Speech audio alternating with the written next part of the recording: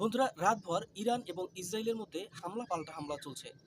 এই হামলা পাল্টা হামলায় বড় ধরনের ক্ষয়ক্ষতি হয়েছে দুই দেশেরই।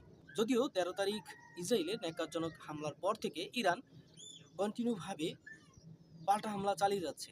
তবে আজকে রাতে যেটি হয়েছে, ইরানের একটি তেল ডিপোতে ইসরায়েল হামলা চালিয়েছে এবং সেখানে ভয়াবহ আগুন ধরে গেছে। সেই আগুন নিভানোর যে প্রচেষ্টা এখনও চলছে এবং পরবর্তীতে ইরান আবার ইসরায়েলের যে তেল শোধনাগার আছে সেই তেল শোধনাগারে হামলা চালিয়েছে। সেখানেও ইসরায়েলের বড় ধরনের ক্ষয়ক্ষতি হয়েছে ইরান দাবি করছে।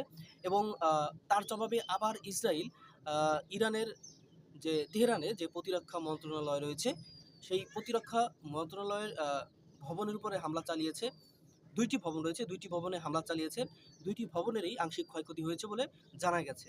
এবং ইরান নতুন করে আবার হামলা করার প্রস্তুতি নিচ্ছে। ইরান এবং ইসরায়েলের মধ্যে যেই হামলা পাল্টা হামলা চলছে তাতে এখনো পর্যন্ত ইরানের ৭০ থেকে ৭৮ জন মানুষ মারা গিয়েছে। সেখানে সরকারি কর্মকর্তা রয়েছে, বেসামরিক নাগরিক রয়েছে, শিশু রয়েছে এবং ৩০০ জনের উপরে আহত হয়েছে। এবং ইসরায়েলেরও সেনা সদস্য সহ বেশ কয়েকজনের মৃত্যু হয়েছে এবং প্রায় ২০০ জনের উপরে আহত রয়েছে। এখন দুই দেশের মধ্যে একটি যুদ্ধ পরিস্থিতি চলছে। অফিসিয়ালি এখনো পর্যন্ত দুই দেশের কোনো দেশেই সরাসরি যুদ্ধ ঘোষণা করেনি। কিন্তু তাদের যে কথাবার্তা, তাদের যে হুমকি ধামকি তারা যে দিচ্ছে, তাতে স্পষ্ট হয়ে যায় যে সম্পূর্ণরূপে তারা যুদ্ধে জড়িয়ে গেছে। ইসরায়েল যুদ্ধে না জড়ালেও ইরান কিন্তু যুদ্ধে জড়াবে। এর বড় কারণ হলো যে ইসরায়েল ভুলক্রমে ইরানের এমন একটি জায়গায় হামলা করেছে যেটি ইরানের বহুদিনের স্বপ্ন এবং একটি ইমোশন এবং বহু ত্যাগ তিতিক্ষার পর ইরান এই পর্যায়ে এসে পৌঁছেছে। আর সেটি হচ্ছে ইরানের পরমাণু কেন্দ্র।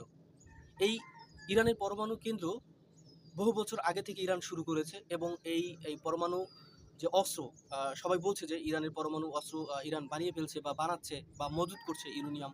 তো এই যে এই প্ল্যানটা বানাতে গিয়ে এখন পর্যন্ত ইরান বহু বড় বড় সায়েন্টিস্ট তাদেরকে হারিয়েছে। এবং গত 13 তারিখ যে ইসরায়েল হামলা চালিয়েছে সেখানেও বলা হচ্ছে যে ১৩ জন বিজ্ঞানীকে, পরমাণু বিজ্ঞানীকে তারা ওই হামলায় মারা গিয়েছে। তো একবার চিন্তা করে দেখুন যে একটি দেশ একটি পরমাণু অস্ত্র বানানোর খুব কাছাকাছি বা বানিয়ে ফেলছে বা বানাচ্ছে, এমন একটি স্পর্শকাতর জায়গায় যদি কেউ হামলা করে, বিশেষ করে শত্রুপক্ষ যদি হামলা করে, তাহলে সেই শত্রুপক্ষের অবস্থা কি করতে হয় বা সেই হামলার জবাবটা কেমন হবে একবার চিন্তা করে দেখুন। এখন ইসরায়েল এবং ইরানের মধ্যে যে যুদ্ধটা চলছে এটি কেবল যুদ্ধ নয়, এটি মরা বাঁচার লড়াই। পৃথিবীতে অনেক দেশ রয়েছে যারা ইসরায়েল যে একটি রাষ্ট্র সেটি মানে না। কিন্তু ইরান শুধু যে ইসরায়েল একটি দেশ মানে না এমনটি না। ইরান সবসময় বলে আসছে যে ইসরায়েল তো কোনো রাষ্ট্র না, এমনকি ইসরায়েলের ইসরায়েল এই পৃথিবীতে এক্সিস্টই করে না। অর্থাৎ ইসরায়েল যে রাষ্ট্র, এই রাষ্ট্রটা পৃথিবীতে তারা দেখতেই চায় না। তো ইরানের ভাবনা এমন। একবার চিন্তা করে দেখুন যে ইরান ভাবেই না যে ইসরায়েল নামে কোনো রাষ্ট্র পৃথিবীতে থাকবে। অন্যদিকে ইসরায়েল পৃথিবীর মধ্যে একমাত্র এবং সবচেয়ে বড় দুশমন ভাবে ইরানকে। সেজন্যই ইসরায়েল এই হামলাটা করেছিল 13 তারিখ। আর এখন তার খেসারত ইসরায়েল হাড়ে হাড়ে টের পাবে। ইরান একের পর এক হামলা চালিয়ে যাচ্ছে। এখন এই যে হামলা পাল্টা হামলা চলছে বা ইরান ইসরায়েলের মধ্যে যদি যুদ্ধ হয়, অনেকেই কথা বলছে যে আসলে কে শক্তিশালী, কে পারবে। দেখুন, যুদ্ধ আহ, আহ, শুরু হলে সেটি আস্তে আস্তে আস্তে আস্তে অনেক দূর পর্যন্ত চলে যায়, অনেক দিন ধরে চলতে থাকে। তো এই যে পিছন থেকে তখন যে সাপোর্টটা দরকার, ওই সাপোর্টগুলো কারা দিবে? যেমন ধরুন, ইসরায়েলকে এত শক্তিধর দেশ কেন বলা হয়? এর মূল কারণ হচ্ছে যে পৃথিবীর সবচাইতে ধনী এবং পৃথিবীর সবচাইতে শক্তিধর দেশ হচ্ছে আমেরিকা। এই আমেরিকার ফুল সাপোর্ট ইসরায়েলের সাথে সবসময় থাকে। এছাড়া পশ্চিমা রাষ্ট্রগুলো তো রয়েছে, বিশেষ করে জার্মানি, ফ্রান্স, এরকম আরও কয়েকটি দেশ রয়েছে যারা সরাসরি সবসময় ইসরায়েলকে সাপোর্ট করে। এখন ইরানের পিছে কে রয়েছে? ইরানের পিছে অনেক সময় আমরা দেখেছি যে রাশিয়া, চায়না, এরা কিন্তু সবসময় ইরানকে সাপোর্ট করে। কিন্তু আমেরিকা যেভাবে সাপোর্ট করে তেমনটি নয়। তবে গত রাতে একটি নিউজ সামনে এসেছে যেখানে আমরা দেখেছি যে পাকিস্তান আহ, সরাসরি সাপোর্ট করতে রাজি আছে ইরানকে।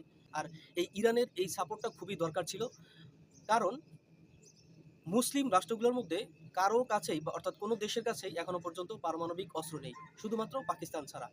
আর আমরাও সেটা বলছিলাম যে পাকিস্তান যদি ইরানকে সাপোর্ট করে তাহলে সবচেয়ে ভালো হয়।